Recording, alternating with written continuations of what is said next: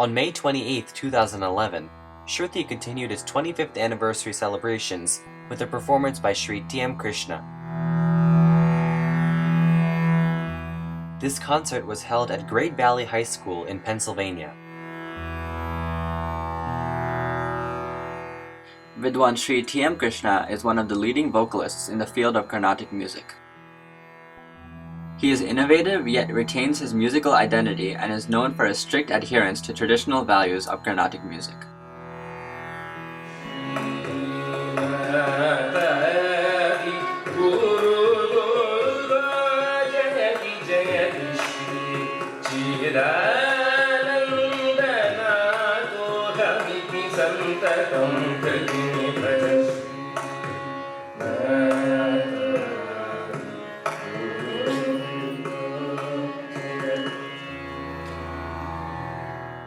Accompanying on the violin was Shri Vidwan R.K. Shriramkumar. He has accompanied the doyens of Carnatic music, including Sangeeta Kalanidhis Shri Shemangudi Srinivas Iyer and Srimati M.S. Subbalakshmi.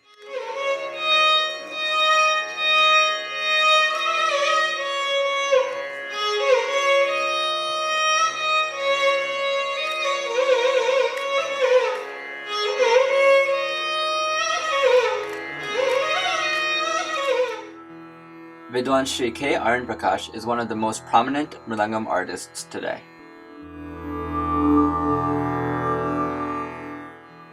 He has accompanied all leading musicians like Srimati D.K. Pattamal, Shri K.V. Narayanaswamy, Shri D.K. Jayaraman, and various others.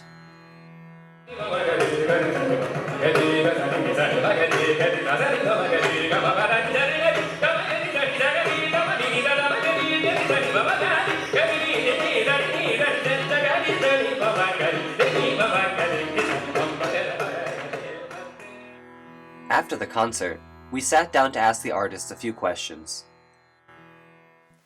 Shri T.M. Krishna, Shri R.K. Shriramkumar, and Shri K. Arun Prakash, thank you for taking the time out to speak with us. How did you find today's performance? Can you elaborate on some of the things you did today, such as the explanation of the songs and the Tanyavartanam in a different talam? The concert was a very, very innovative concert. Innovative just not for the sake of innovation, but innovation within the parameters of Carnatic music. Innovation doesn't mean that you have to go outside Carnatic music and search something else. You can always do this. I think this concert was a very fabulous example of what innovation in a Carnatic concert could be. I enjoyed myself. That's all I have to say. And that's the only thing that matters. Everything else is incidental. As far as you want to know what about the Tanyavata? Yeah. See, usually the concerts the format of the concert that we follow in Carnatic music today. I'm not passing judgment on it, but it is main artist centric, or the guy sitting in the center basically centric. So I just thought I'll try and see if we can make it non-main artist centric to a certain point. On that note, it needs so much. It needs such a large heart to do it on the from the main artist. Anyway, so usually the Tanyavartanam. Give it to Krishna for that. Okay, thank you. Anyway, Tanyavartanam basically is usually decided depending on what composition I see, and the point is also to question whether the Tanyavartanam has to always be an extension of a composition, or can it be a standalone presentation within the gamut of Carnatic music? He's still playing a talam that is within Carnatic music. He's doing the math and the aesthetic as it is within Carnatic music. The question is, does it always have to be an extension of what I have decided I want to do? I have decided I'm going to sing Begada. I have decided I want to sing Shankrini Vejani. So by default, he has the talam given to him. This is normal. There's nothing wrong with it. It was just a question that came in my head. So I just presented the same question to everybody. That's all. The question is, why not say the Tanyavartanam is a piece by itself, and the Mridangam artist decides what talam he or she wants to play that day. If he wants to play, for example, that day Taniya Avarthanam, he comes with a mood. In between the concert, he feels like playing Dhruva Tala. It's very unlikely that I will give him a Taniya Avarthanam Dhruva Tala. But why not give him an opportunity to say, I'm going to play Taniya Avarthanam Dhruva Tala? That's the only thing. I was expecting actually somebody to say some Durvatala, Atatala. See, I was hoping they would, Nobody told us. I was hoping somebody in the audience will come and tell him, Now somebody commented. Khanta Nada, It's Sankirna Jati Dhruvam or something like that. The problem is it's difficult for me also. I have to put a talam. He has to play, but I have to put a talam. Similarly, like usually in Raga, Duruvam Atatala will come, somebody will ask. nobody says it. They said Mr. Chavi, you grabbed it immediately. I noticed that also. No, but the thing is also, any choices. no, similarly like in Ragamalikas or in anything, usually they would play the ragam that I have decided. That is the violinist usually. So I just turned it on its head and said, you decide the ragas that you want to play as Ragamalika and I'll follow the same. Another question to be asked.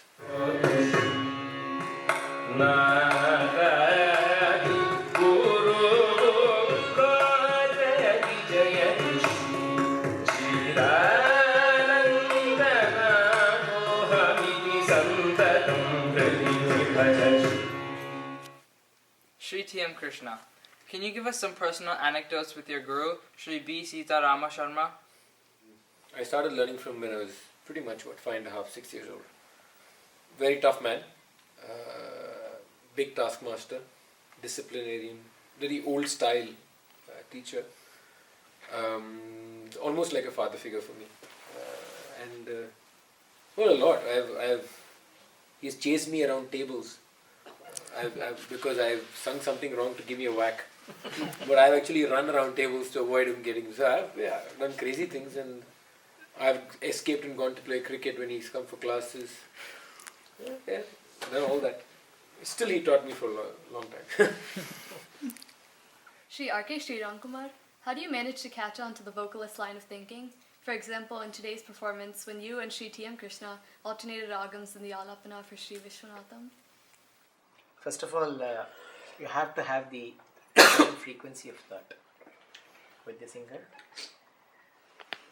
As an accompanist, you should have the attitude of getting along, going along with the singer, not tampering his ideas or his or her ideas, and you have the attitude of just being there along with them. That's one thing. And Krishna just asked me to play Sri Ragam, and he said, we'll sing Chatur Shri Ragamalika today. He said, we'll just alternate ragams. Everything was decided on stage. It was such an impromptu decision.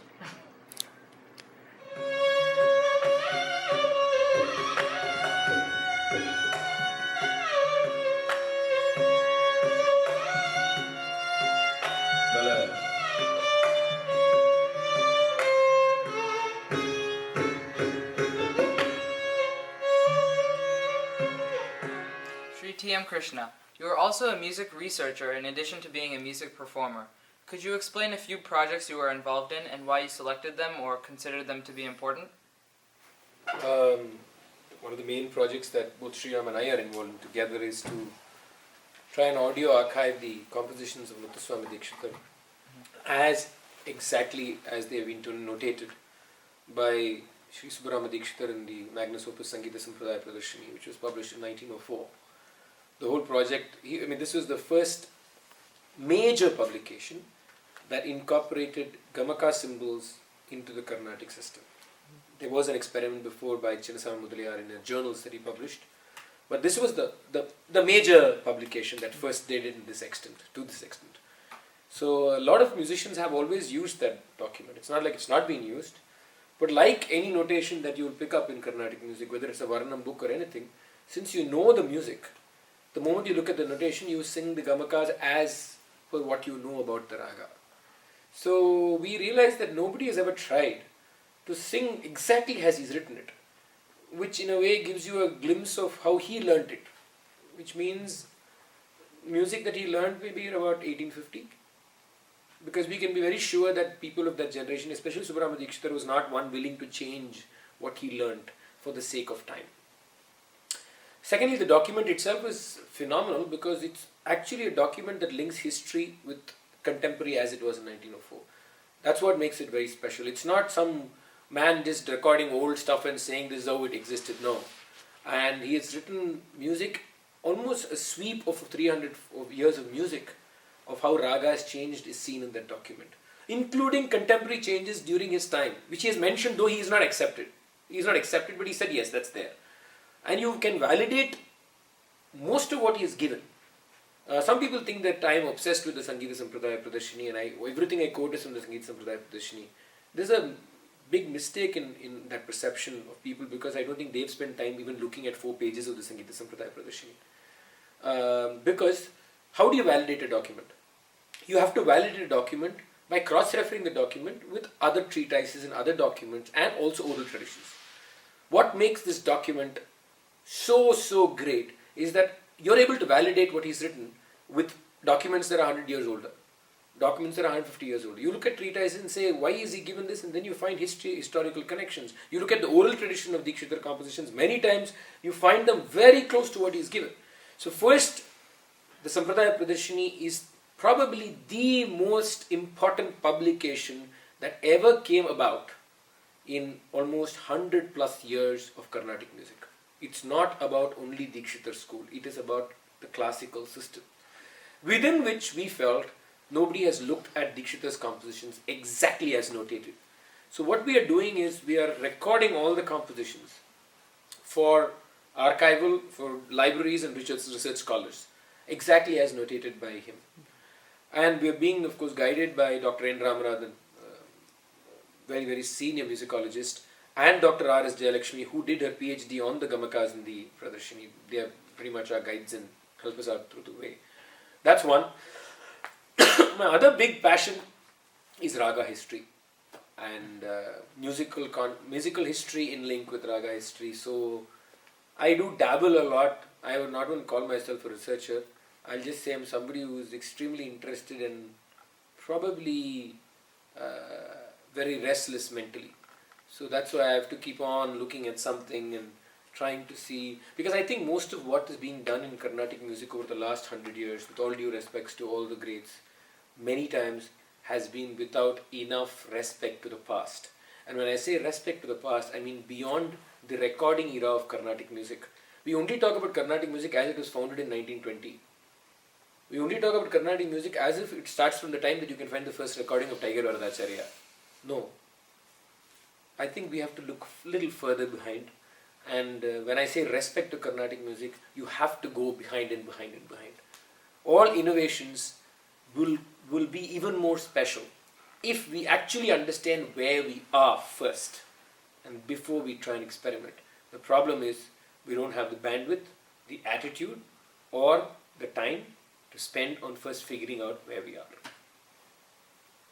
Shri Arun Prakash, does being a left-handed mridangist introduce any difficulties or perhaps benefits while performing?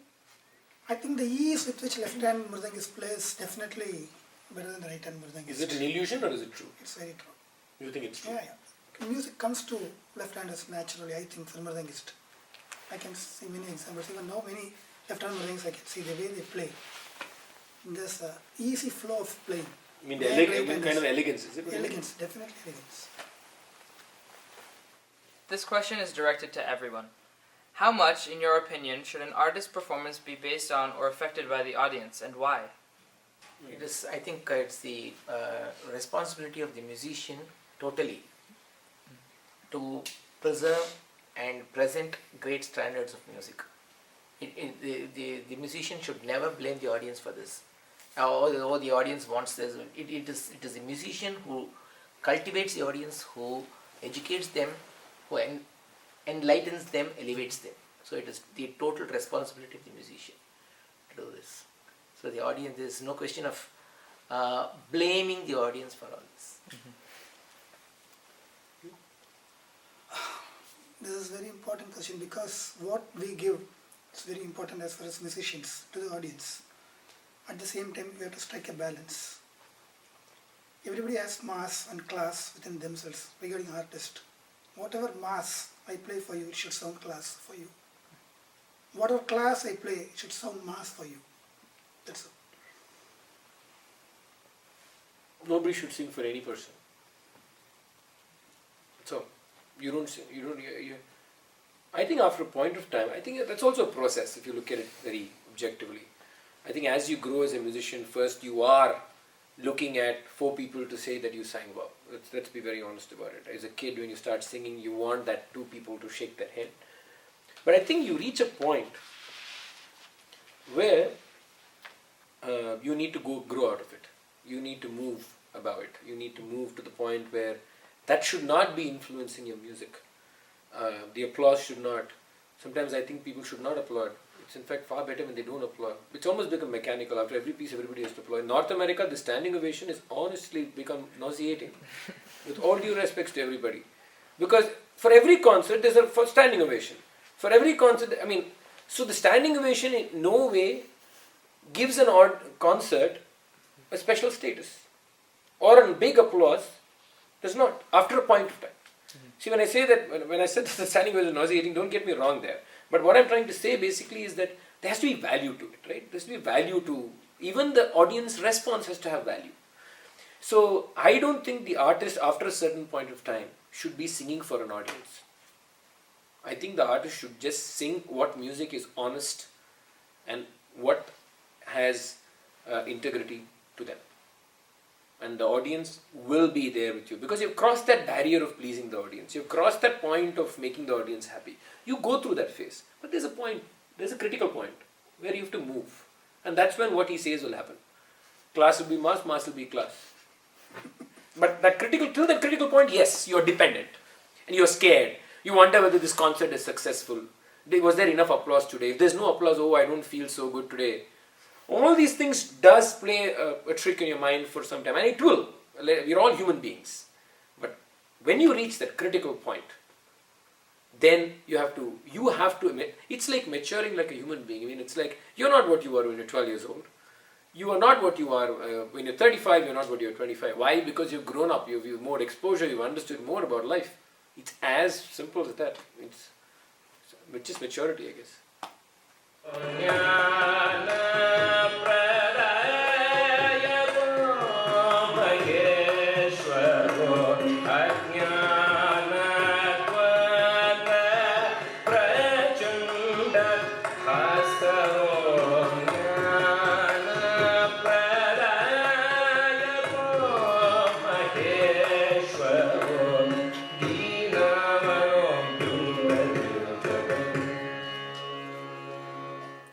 To know that you were educated in the great philosopher J. Krishnamurti's school.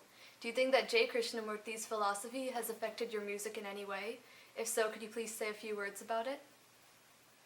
I guess, forget about my music. I think of course it influenced me as a person. There's no doubt about it. I think that's primary. Your music is what you are. There's no difference between you as a person and if you're a fake as a person, your music will also be fake.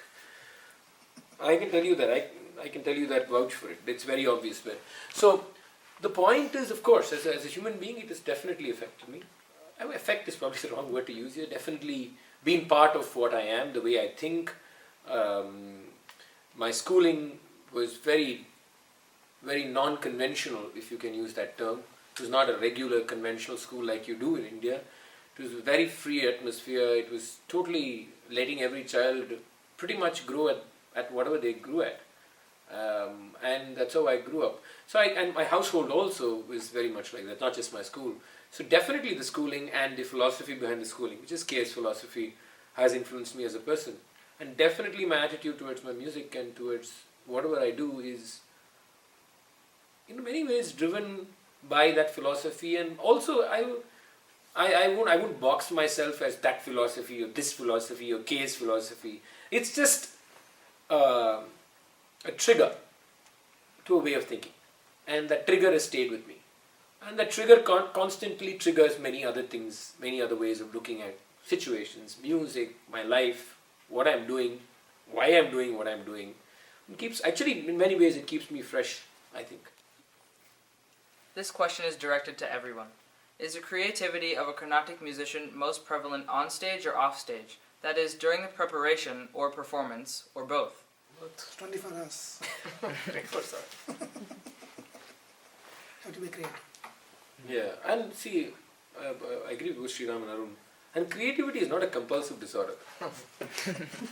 Because it's become a compulsive disorder nowadays. I want to do something innovative. I want to do something creative. But the moment you say, I want to be creative, you're the most non-creative person I've met. In my opinion. Because for example, if you go and, if I stand on my head and walk on one hand, because everybody walks on their legs. Right? I decide that you're all walking on your legs. From tomorrow I'm going to only walk on one hand. And I develop the skill to do so. Is that creative? Yeah, it's creative. No? It's something nobody else is doing. This is exactly the problem with creativity. There are two aspects to it. Skill development is one aspect. Anything in life. You develop certain skills. If you're going to be an engineer, you develop some skill sets. Everything has skill sets. So skill sets can lead you to do things that probably other people cannot do. If you master the skill set. But that doesn't make it creative. Creativity is actually a constant happening that comes with constant engagement with whatever you're doing. So in our case, it's 24/7 engagement with the music. That engagement naturally brings in the concept of creativity and lets it go whenever it lets go. That's creativity. Creativity should surprise me when I'm doing it. It should not surprise you only. When it's creative, when it surprises me, when I sing something and I never thought, it just comes up, I'm like, whoa, where did that come from? That's creativity. That's when it's so much of like everything in life they say, it's about the process and not about the result, right? You hear this in engineering, you hear this in management, you hear it everywhere. It's as much relevant in I art. sang Begada. Many Sangeets he has never sung before. I know that. It came, just fell in that place. Based on the Kamakas, even Shriram played everything. They got it today, that's all. They didn't prepare and come for Begada. Today morning I said, 1 hour you plan Begada, and then it's not like that. And tomorrow I'm missing all crap. So that's also possible. Yeah, true. Nothing may land up. So, but that doesn't mean, oh, it's a non-creative. No, it's just one of those days. It doesn't happen. So that's what life is all about, right? You get up one day on the good side of the bed, you get up the next day on the other side of the bed. Why? You slept on the same bed both days. You slept the same time both days. But why? Do you have an answer for it? No. You just live with it. That's what you do. Yeah. See, in Tashanade, I don't know what I played. If you ask me what I played today, I don't know. Everything that came there only, that's all. Done. I won't listen to it again. If you listen, then you're stuck. Enjoying your own music, dangerous thing. Once again, thank you so much for taking the time out to speak with us. Our pleasure is all ours. Thank you very much.